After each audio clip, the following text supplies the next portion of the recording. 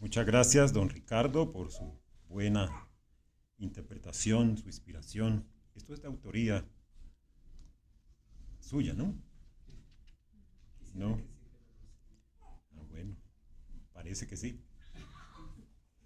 Estaba pensando, ya que se acerca Pascua, no nos damos cuenta, pero ahí vamos, a cada paso, contándoles cuándo es y todo lo demás.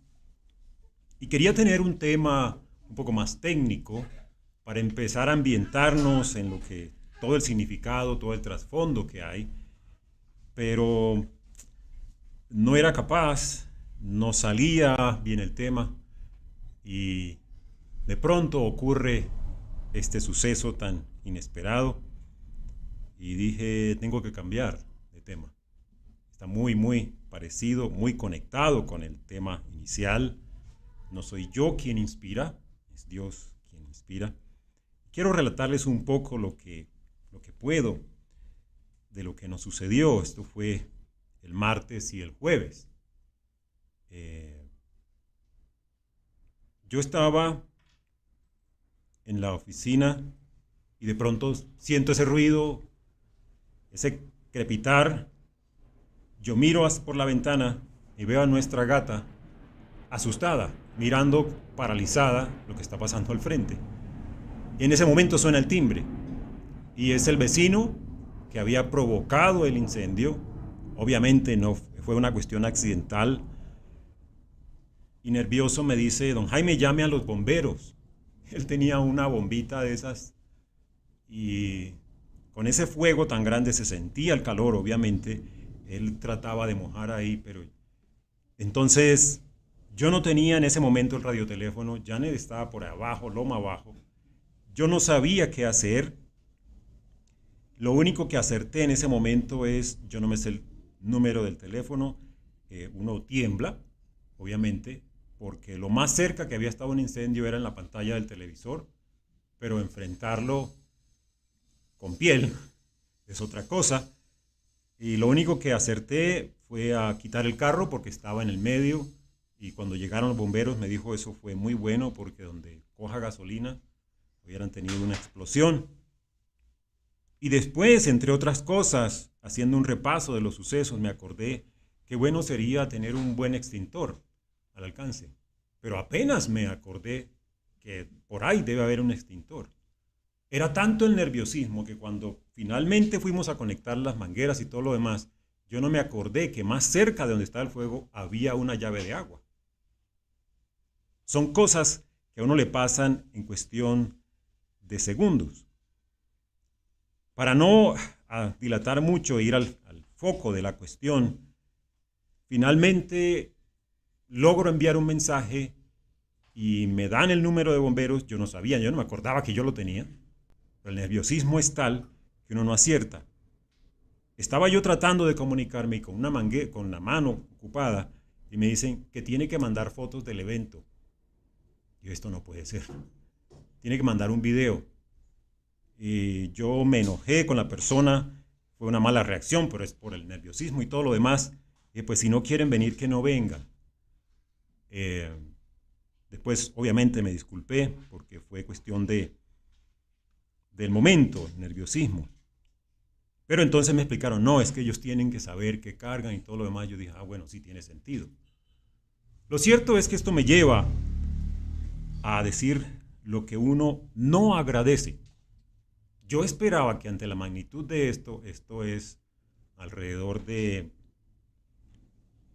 lo que se quemó, son como unos 5.000 metros cuadrados, es siempre bastante. Y lo que uno no agradece es la indiferencia de algunos vecinos. Y esto ocurre porque de pronto algunos sienten que quien está quemando sabe lo que hace. Pero este muchacho no tuvo en cuenta, le dieron ese terreno para trabajar, echó matamaleza que reseca, estaba haciendo mucho viento y él empezó muy ingenuamente a quemar montones. Y la chispa empezó a volar con el viento. Cuando quiso apagar, eso le había ganado. ¿Qué agradece uno? A Dios primeramente. Y luego la oportuna reacción de otras personas. Extrañamente, la gente allá, muchos, con todo y que están acostumbrados a eso, no tienen el teléfono de los bomberos. ¿Quién se tuvo que apersonar? La presidenta de la Junta de Acción Comunal, que estuvo ahí pendiente. Una de mis mayores preocupaciones es que recientemente habíamos comprado unos postes considerablemente costosos y estaban justo al borde de donde nos llegó el fuego. Yo dije, aquí se perdió esa inversión, pero no. Alguien podrá decir, sí, fue una coincidencia que el fuego haya llegado hasta ahí, pero para mí estoy convencido y lo seguiré estando de que Dios detuvo el fuego a tiempo. Porque ahí paró. Y enseguida nosotros hicimos nuestra parte. No era arrodillarse y clamar. No estoy diciendo que eso no vale. Pero en mi mente llegó la idea. Ayúdame porque no sé qué hacer. Y poco a poco se empezaron a dar las cosas. Entonces Janet ya subió, ya éramos dos, enredados con las palabras, con las mangueras, con los cables, tratando de hacer algo. Es una experiencia en la que uno no tiene tiempo de pensar, sino de actuar. Porque mientras piensa, se quema. No tuvimos la fortuna que tuvieron los amigos de Daniel cuando los echaron al foso. Digo, al foso no, sino al horno. Que ellos ni olor a humo. Nosotros sí tuvimos el olor a humo.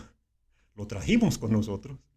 Porque todo quedó impregnado de eso. Es algo realmente terrible. Y una cosa me quedó muy clara, por más previsiones que uno haga, que tenga todo listo, que llame a los bomberos, si Dios no interviene, estamos perdidos. Y ya satisfechos de que todo había quedado bien, preparando nuestro viaje, el jueves se reactivó el fuego. Y bueno, hasta las 5 de la tarde tuvimos que echar, a las 5 de la tarde por ahí encontré otra flamita por ahí, y la apagamos y echamos agua. No sé cómo irá a llegar la factura del acueducto, pero estamos bien, dándole gracias a Dios porque ustedes reaccionaron inmediatamente, de eso estoy seguro, y eso es lo que Dios quiere ver en su pueblo, que nos relacionemos, que estemos pendientes, que estemos unidos, que de verdad demostremos nuestro amor. Y entonces todo esto me ha llevado a pensar que en todo tiempo y circunstancia es preciso confiar plenamente en Dios. Hubo varias cosas que recordé mientras estaba tratando de mojar la tierra. Una de aquí de Don Jesús. El día de la quema se verá el humo. Y bastante nos ahogamos con ese humo. También otra parte de la escritura que dice que el fuego todo lo revela. Yo hasta este momento, después de casi 7 años, 6 años y medio, yo no podía entender cómo era la montaña. El fuego descubrió todo. Ahora ya sé cómo es el contorno de la montaña. Y también recordaba lo que dice que Dios es fuego consumidor. ¿Cómo consume el fuego? El calor que se siente. Dice, horrible cosa es caer en manos del Señor. Son cosas en las que pensaba mientras ya todo estaba controlado. Pero eso me llevó a pensar al tema que quiero compartir con ustedes hoy. Y es uno de los tantos milagros que Jesús hizo cuando estuvo aquí en la tierra. Es un relato que está en los evangelios de Marcos y Mateo. Vamos a leer de Marcos. Está en el capítulo 4, versículos 35 al 41.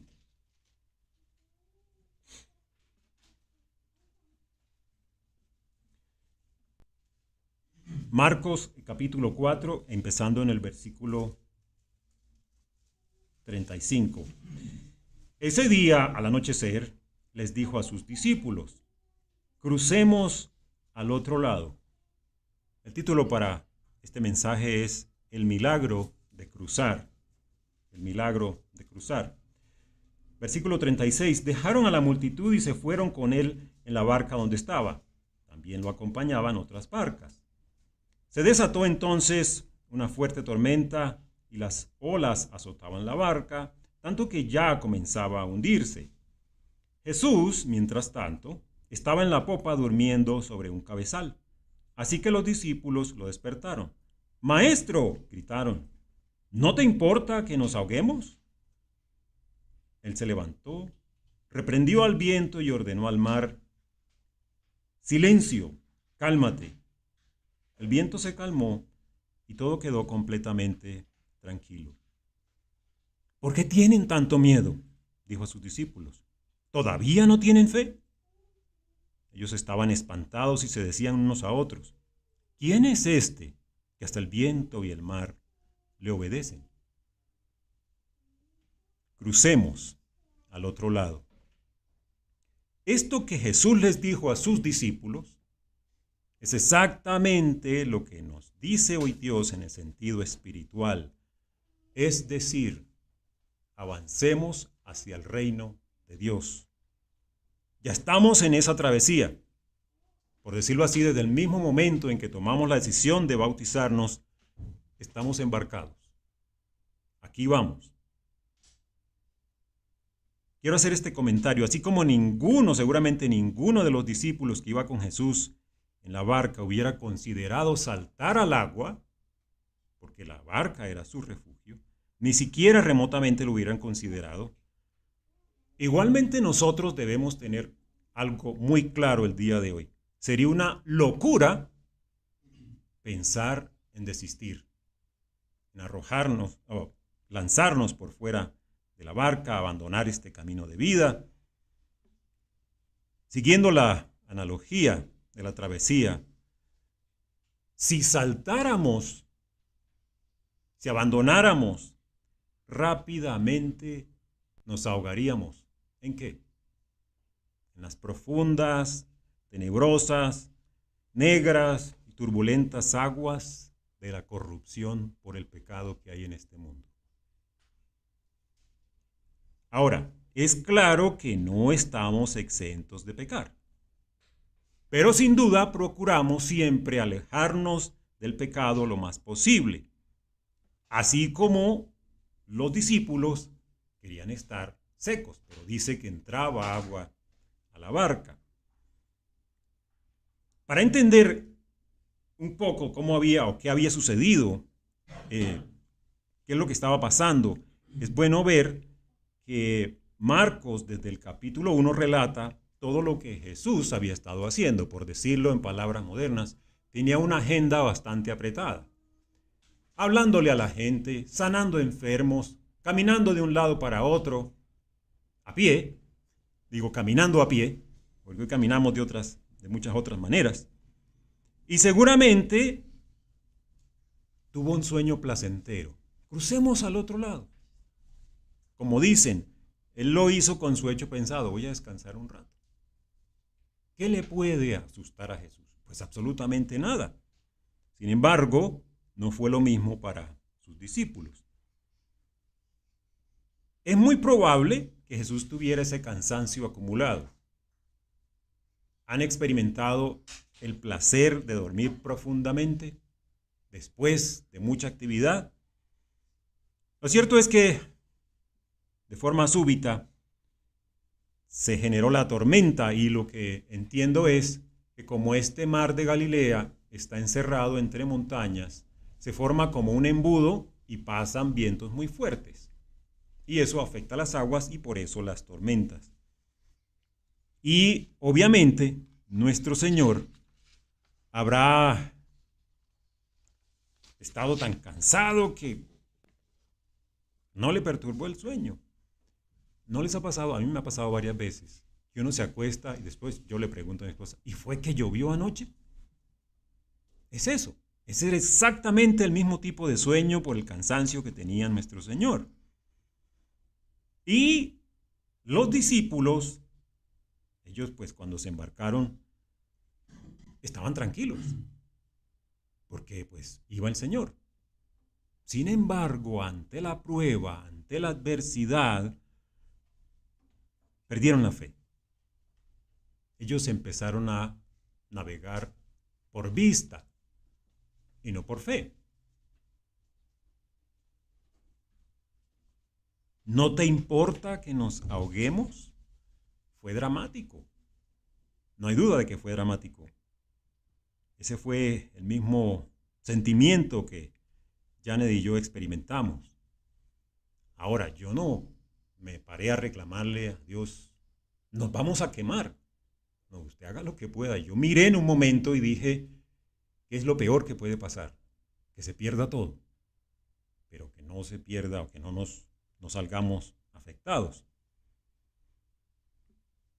Cuando nos ocurre algo malo e inesperado, podemos clamar, ¿no te importa lo que me sucede? ¿Dónde estás? ¿Por qué el Señor no me escucha? Llevo en esto tanto tiempo y clamo y no. Despierta, Señor. Como leemos en algunos salmos. Pero el asunto es de confianza. La gran diferencia que nosotros tenemos hoy con los discípulos, ellos tenían a Dios en carne ahí. Nosotros no. ¿Es ventaja o desventaja? Depende de cómo se le mire. Uno cree que está seguro, que nada le va a pasar. ¿Yo cuándo en la vida pensé que eso me fuera a suceder? ¿Cuándo los discípulos pensaron que por estar ahí con el maestro, nada de eso iba a pasar? Pensaron en una travesía tranquila, pero oh sorpresa.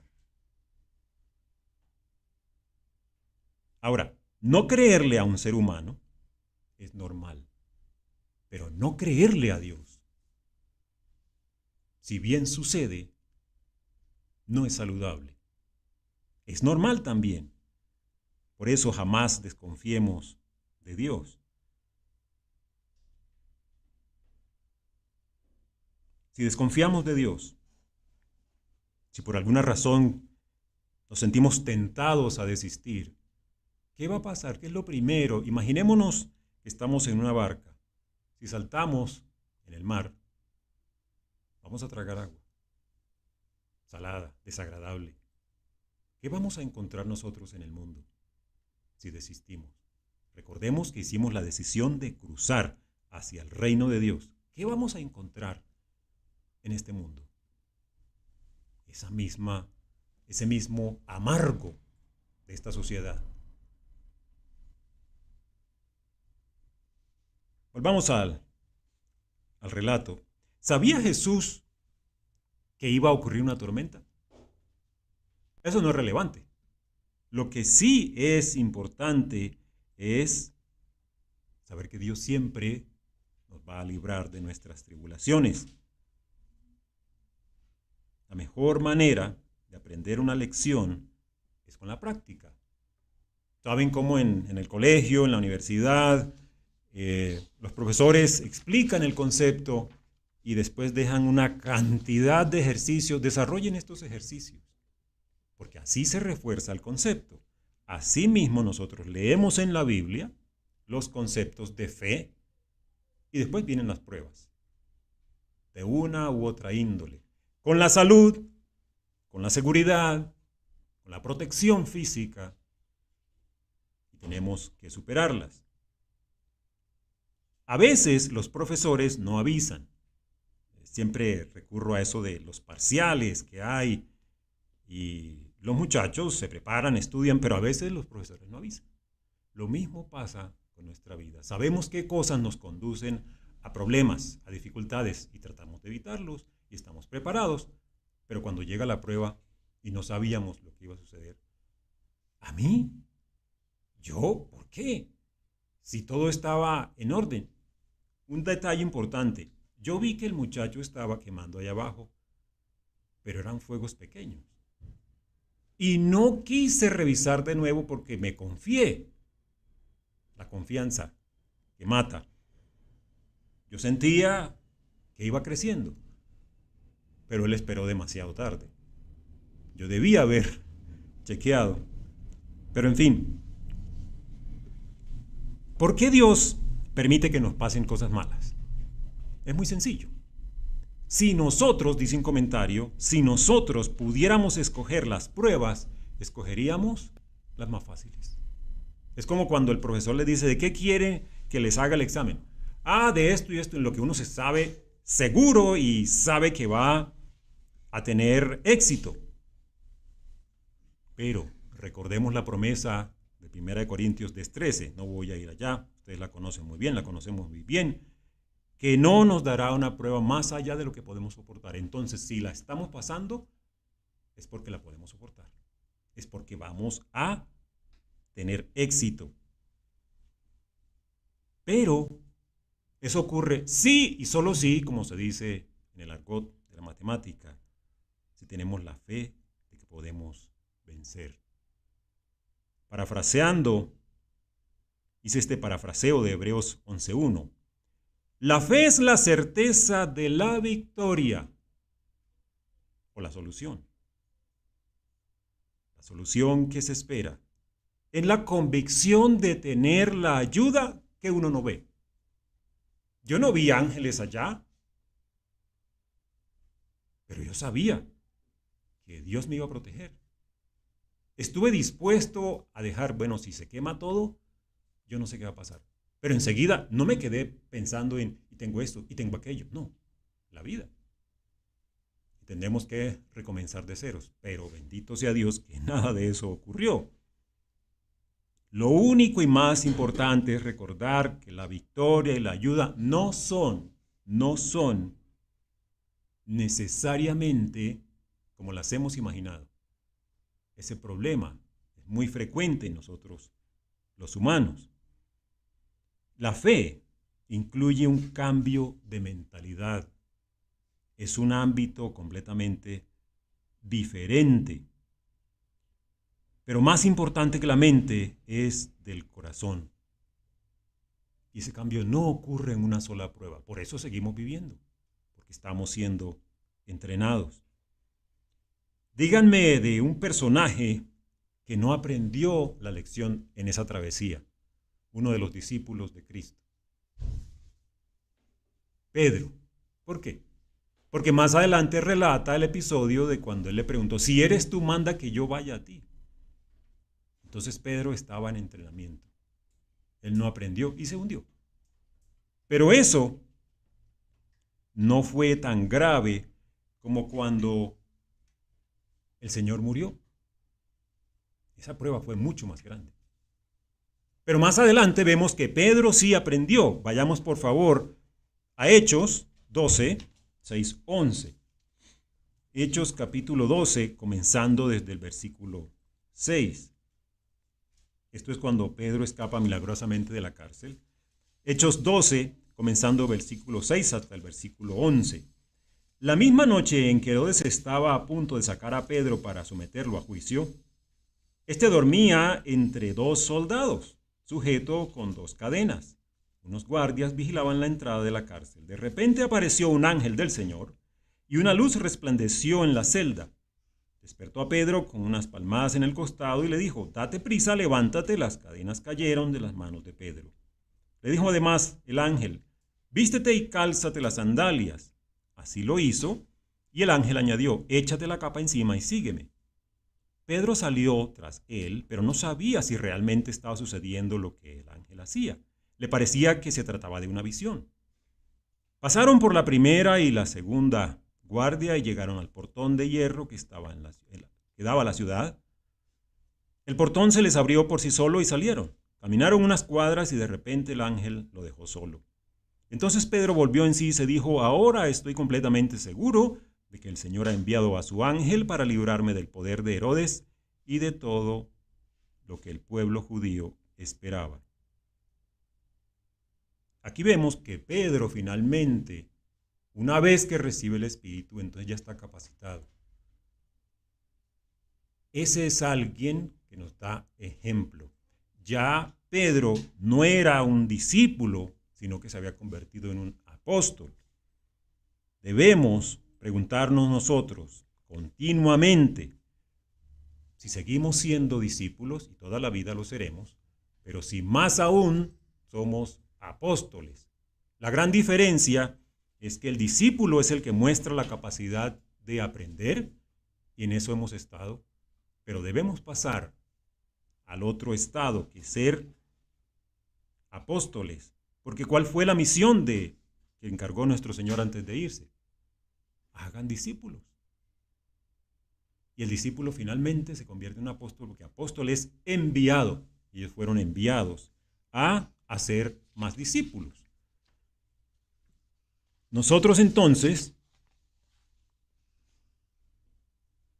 a pesar de las pruebas y dificultades, tenemos que estar decididos a esparcir la luz de nuestro Salvador. Es algo en lo que debemos meditar cada día y cada noche de nuestras vidas. No es un simplemente vivir, cumplir con unas cosas y no hacer nada. Hay que hacer algo.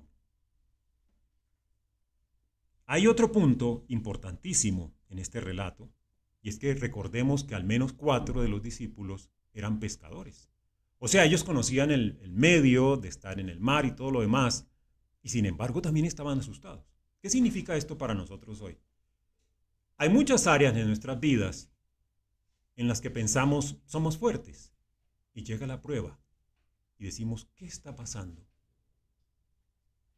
¿Qué hacemos? ¿Cómo enfrentamos esas cosas? No nos confiemos, dice por allá Pablo, el que crea estar firme, mire que no caiga. Es a eso. Dios estará seguro cuando Él lo decida, no nosotros. Yo pude haber dicho, esto no puede estar sucediéndome. No, sucedió. Ninguno de nosotros, cuando le llegue cualquier cosa, debe centrar su esperanza, como escuchamos en el primer mensaje, en lo que quiero ahora. No, esto es un panorama mucho más amplio. Estoy en una travesía. Estoy cruzando hacia lo eterno. No estoy cruzando hacia la otra orilla del río, o del lago, o del mar, lo que sea. No. Pero en todo momento recordar que la victoria es gracias a Dios. ¿Recuerdan qué le pasó al rey David? Cuando estaba en sus mejores momentos, por allá relata en 2 de Samuel 24 y 1 de Crónicas 21, Joab le dijo, no haga eso, no haga el censo. Y él insistió. Y por culpa de esa decisión terca de David, murieron 70,000. Nosotros, cuando nos sintamos fuertes, busquemos a Dios. Y démosle las gracias, y démosle la victoria, así como mi esposa y yo le dimos gracias por haber salido bien librados de esa angustia. Pero sucede que cuando estamos animados, nos sentimos fuertes, nos puede pasar lo que le pasó al rey David. Y David era conforme al corazón de Dios. Seamos conforme al corazón de Dios y hagamos lo que tenemos que hacer. Dios es muy celoso y Él no va a permitir, por nuestro bien, que nos arroguemos el derecho de decir, gracias a Dios pude hacer esto. Esa es la frase correcta. Pero internamente, como Dios ve el corazón, es estar humildes delante de Él, decir gracias porque estoy bien hoy. Hoy luché, hoy vencí. Hoy avancé un poco en esta travesía. Voy seguro, voy confiado, porque mi Señor está ahí. No lo veo, pero ahí está. Sigamos viendo un punto adicional. Los apóstoles, bueno, los discípulos en ese momento no tenían claro cuál era la misión de Jesús. Veamos nosotros en Lucas 18, vamos a leer Lucas 18 desde el versículo 31.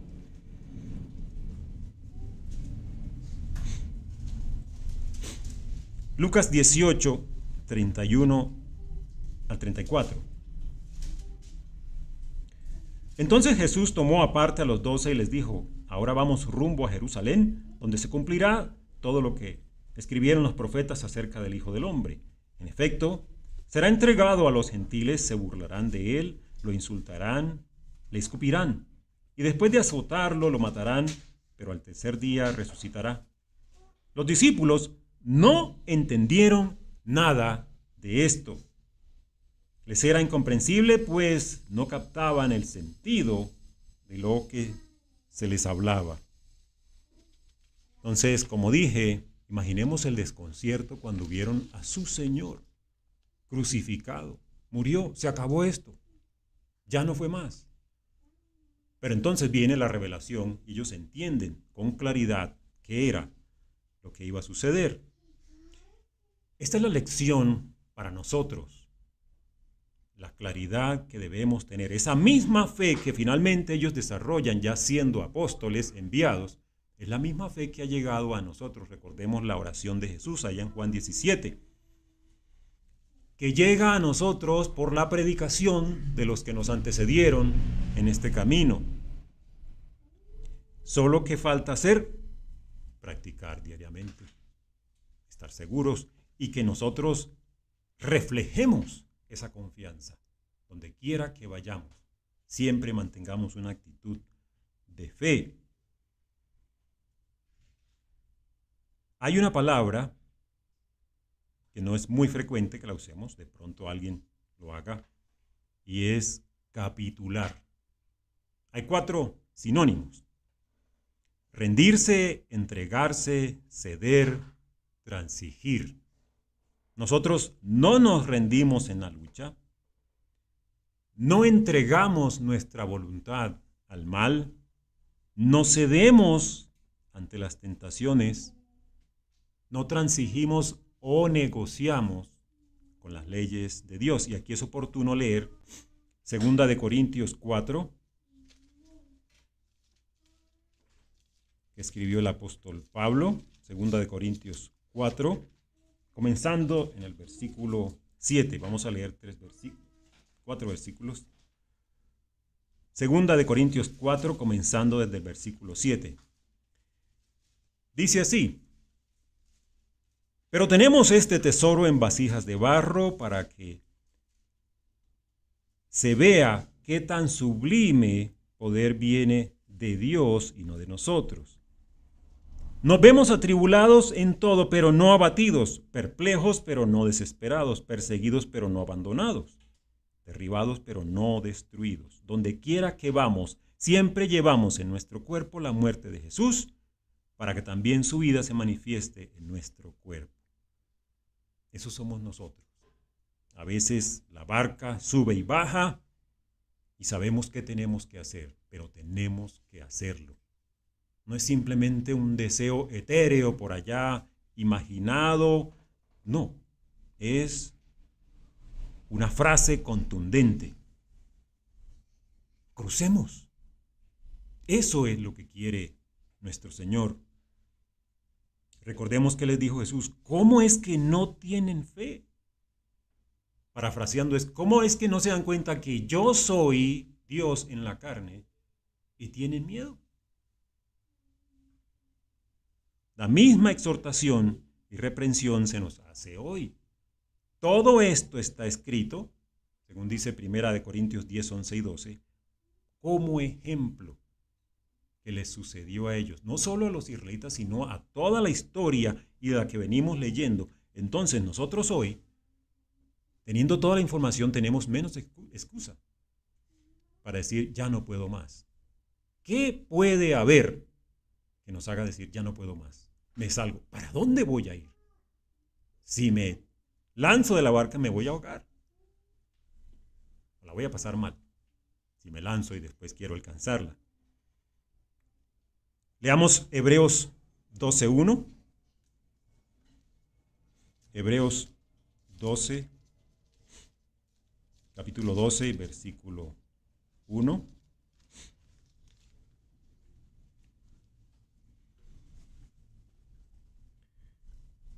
Hebreos 12:1 dice: por tanto, también nosotros, que estamos rodeados de una multitud tan grande de testigos, despojémonos del lastre que nos estorba, en especial del pecado que nos asedia, y corramos con perseverancia la carrera que tenemos por delante. Por eso dije, no solamente lo que le ocurrió a los israelitas, sino a todos los profetas, a todos los apóstoles, a todos los que han permanecido fieles haciendo lo que les toca, firmes ahí, sabiendo que el Señor va con ellos. exactamente a nosotros nos toca. Y ese pecado de que habla ahí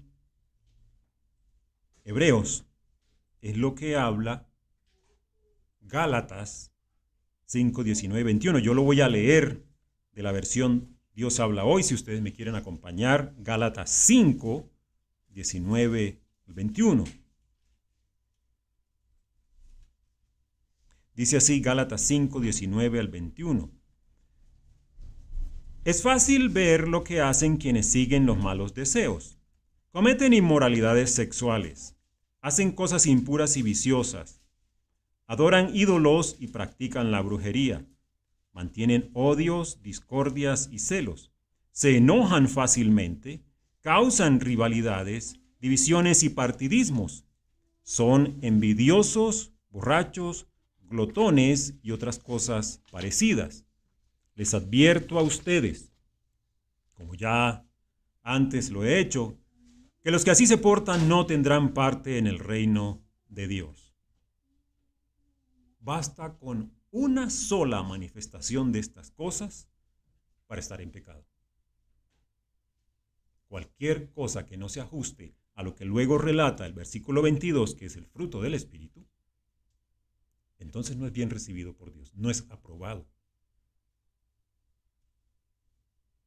Cualquier cosa, repito, que no se ajuste a lo que es el fruto del Espíritu es estar en pecado. Voy a decirlo de esta manera, disonante. Realmente esa es la realidad.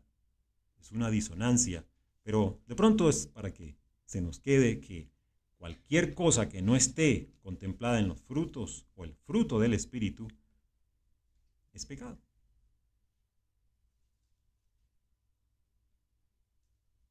Hoy solo podremos llegar al reino si nos mantenemos en la barca, si nos mantenemos en el camino angosto. La tentación de ir por el camino amplio es muy grande. Pero ¿quién nos incita a saltar? Satanás. Para que una vez fuera, como dice allá Pedro, nos devore. Porque salimos de la seguridad que tenemos al lado del Señor. Es sencillo.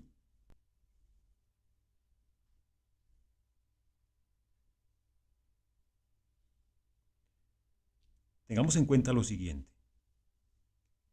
Jesús no se molestó porque lo despertaran. Él se molestó por la falta de fe. Los exhortó, los reprendió. Entonces hoy no pensemos que es demasiado que le hemos pedido a Dios. Él no se molesta porque lo despertemos, entre comillas. Él se desanima y nos exhorta a decir, tengan fe. ¿Cómo es que todavía no tenemos fe? Pero la atracción que ejerce el mundo sobre nosotros es, déjalo. Tienes buenas razones para decir ya no más. Recordemos que no hay plan B, ni C, ni Z. Hay solo un plan de Dios. Él lo diseñó, es perfecto. Y solemos decir que los tiempos perfectos del Señor, que todo lo demás.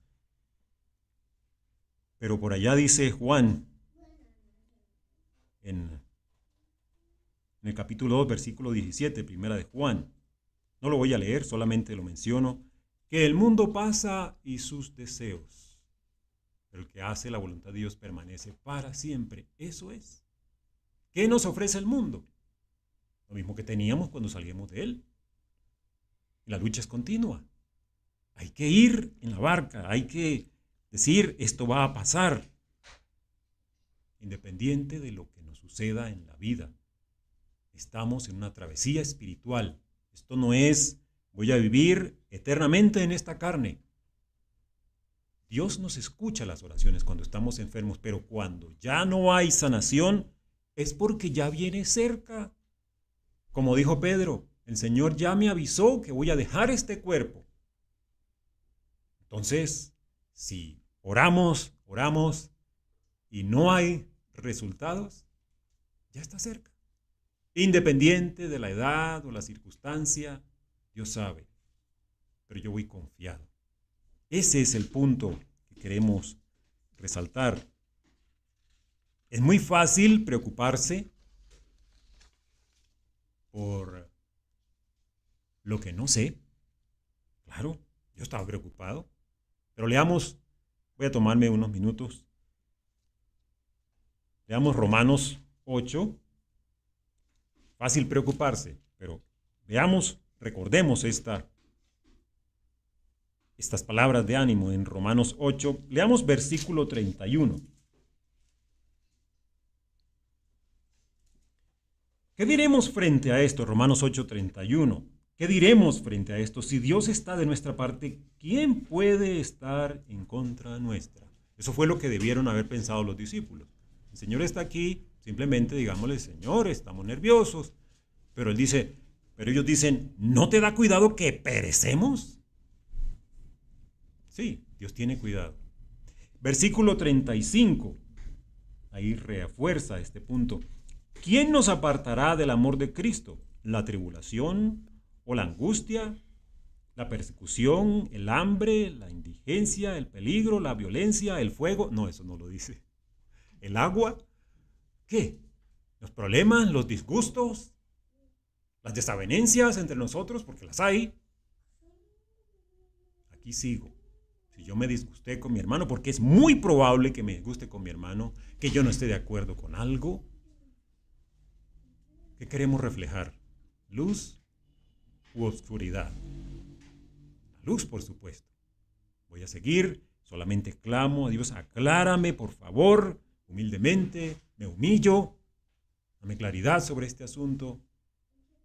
Tengamos en cuenta que la travesía fue nocturna.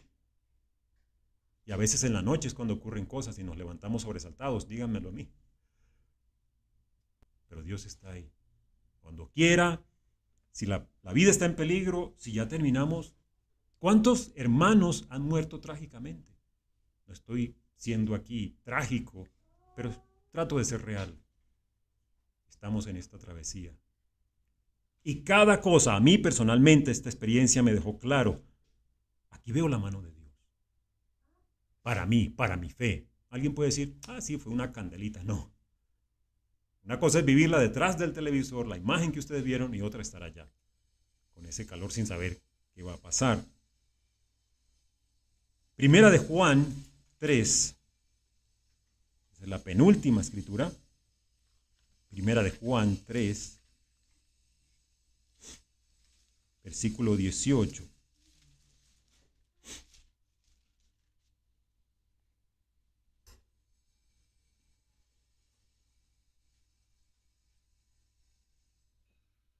Primera de Juan 3, desde el versículo 18. Queridos hijos, no amemos de palabra ni de labios para afuera, sino con hechos y de verdad. En esto sabremos que somos de la verdad y nos sentimos seguros delante de Él. Que aunque nuestro corazón nos condene, Dios es más grande que nuestro corazón y lo sabe todo. Queridos hermanos, si el corazón no nos condena, tenemos confianza delante de Dios. Y recibimos todo lo que le pedimos porque obedecemos sus mandamientos y hacemos lo que le agrada. Y este es su mandamiento, que creamos en el nombre de su Hijo Jesucristo y que nos amemos los unos a los otros, pues así lo ha dispuesto. El que obedece sus mandamientos y permanece en Dios y Dios en él, leí mal. El que obedece sus mandamientos permanece en Dios y Dios en él. ¿Cómo sabemos que Él permanece en nosotros? Por el Espíritu que nos dio. Este pasaje lo que reitera es los dos grandes mandamientos. Amar a Dios por sobre todas las cosas y a nuestro prójimo como nosotros mismos. Esto para decir, ¿estamos en esta travesía? ¿Convencidos? Tenemos que respondernos individualmente, estando firmes, congregándonos, estar pendientes unos de otros, amando como dice acá. No amemos de palabra. Una feliz semana, todo lo demás, eso está muy bien, pero a la hora de la prueba, yo me sentí respaldado por ustedes. Pero más que todo, aun si nadie contesta, Dios está ahí. Jesús estuvo siempre ahí. Una última escritura para saber que vamos a cambiar y hacer las cosas bien de ahora en adelante. Primera de Reyes 19. Primera de Reyes, capítulo 19, versículo 19. Esto es en el llamamiento de Eliseo. Primera de Reyes 19, versículo 19. Dice: Elías salió de allí y encontró a Eliseo, hijo de Safat, que estaba arando. Había 12 yuntas de bueyes en fila y él mismo conducía la última. Elías pasó junto a Eliseo y arrojó su manto sobre él. Entonces Eliseo dejó sus bueyes y corrió tras Elías. Permítame usted despedirme de mi padre y de mi madre con un beso, dijo él, y luego lo seguiré. Anda a ver, respondió Elías, yo no te lo voy a impedir. Eliseo lo dejó y regresó, tomó su yunta de bueyes y lo sacrificó, quemando la madera de la yunta, asó la carne y se la dio al pueblo, y ellos comieron. Luego partió para seguir a Elías y se puso a su servicio. El mensaje es: ¿cómo saber que yo voy a seguir en la barca, a pesar de las dificultades? Veamos este ejemplo de Eliseo. Ya no podía volver a trabajar arando porque mató los animales, los sacrificó, se los comieron y deshizo la yunta. Como dicen, quememos los barcos. Eliseo dijo: este es el camino que quiero seguir, voy a hacerlo y hasta el final, hasta que murió. Nosotros hoy pensemos, ¿será que Dios puede usarnos poderosamente como usó con Elías, con Eliseo? Claro que sí, pero Él quiere ver qué tan confiables somos. ¿Y eso cómo se logra? Venciendo las pruebas que tenemos a cada momento. Recordemos, Dios no nos va a rechazar. Él no va a decir, ya no me digas más, excepto cuando se trate algo como dijo Pablo, quítame esto. No, con eso tienes que vivir. Pero jamás nos va a negar la fe, la fortaleza, todas esas cosas que nos ayuden a recordar siempre que quien va con nosotros al lado es Jesús, nuestro Señor.